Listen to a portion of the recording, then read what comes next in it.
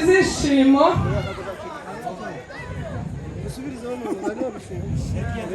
mfite izishimo byinshi ariko ibyishimo byacu ntitugomba kubirenza ku mategeko.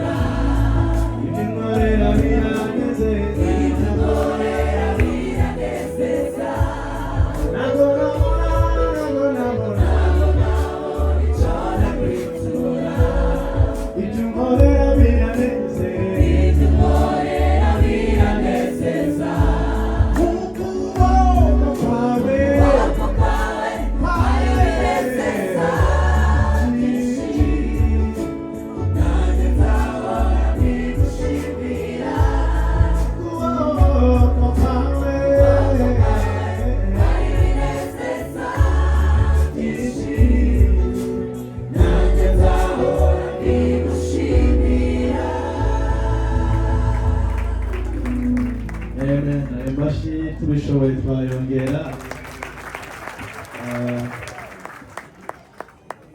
Ni umunezero mu by'ukuri icyo twasengeye n'icyo Imana yakoze. Alarme Ministries turi umuryango urimo wareraga Justin kimwe n'uko ababyeyi bamurera, ariko natwe dufite akacu icyo twakoraga nk'umwana wadusanze mu muryango kandi aje kugira ngo dufatanye umurimo w'Imana. Rero nk'uko nari bivuze turi umuryango, natwe iyo twashingiye tuba tunezerewe, ubu imitima yacu iruzuye kuba tureba Justine ndetse n'umutware we baberewe cyane. Natwe twari twagerageje kuberwa, ariko tugerageje kubitegereza turabona ko nta wageze ahabo. Kubana umunsi wabo mwiza w'ibirori utazibagirana mu mateka yabo ndetse natwe. Rero turanezerewe kandi tubifurije urugo rwiza. Justine ntitumuvuga ibigwi cyane, ariko tumuzi gusa nk'umwana muzima witonda, uvuga amagambo make kandi meza, ukunda kumwenyura cyane. Iyo bamubwiye ngo aririmbe wenyine arabanza akamwenyura, yarangiza agasohora ijwi kweli. No mu kanya nuko twasakuzaga, ariko mwabonye ko yari amaze gufata mikrofone. Rero ni umwana mwiza mu by'ukuri, twatangira ubuhamya tutikandagira, nta pfunwe nta soni dufite.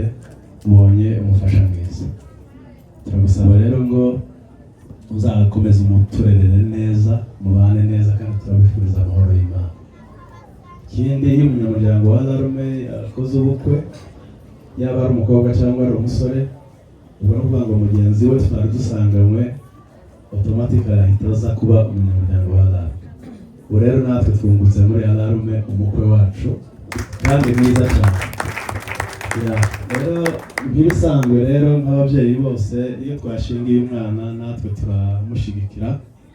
Rero dufite inka yacu twagendanye y'iki gihe murabizi, nk'uko dusanzwe tugenzereza abandi bana bose tubana, natwe rero twabageneye inka yacu kugira ngo tubereke ko tubashyigikiye kandi tubifuriza amahirwe mu buzima, umwami azakomeza abagiriye neza. Hariho iyo nka ariko hariho n'impano, ngira ngo iyo mpano wayikomezanya ukayibagezaho.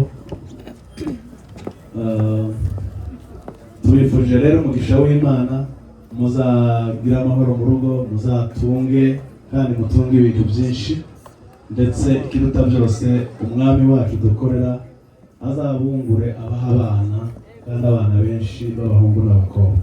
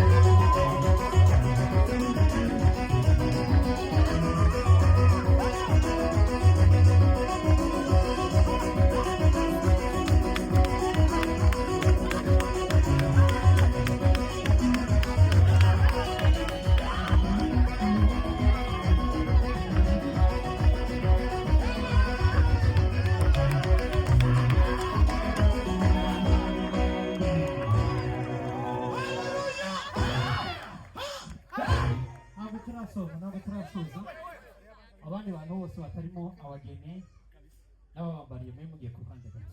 Ntabwo turasoza ariko abageni mwegere hano imbere, abageni mwegere hano imbere, bari n'amarene nimuze hano hafi n'ababambariye hano hafi.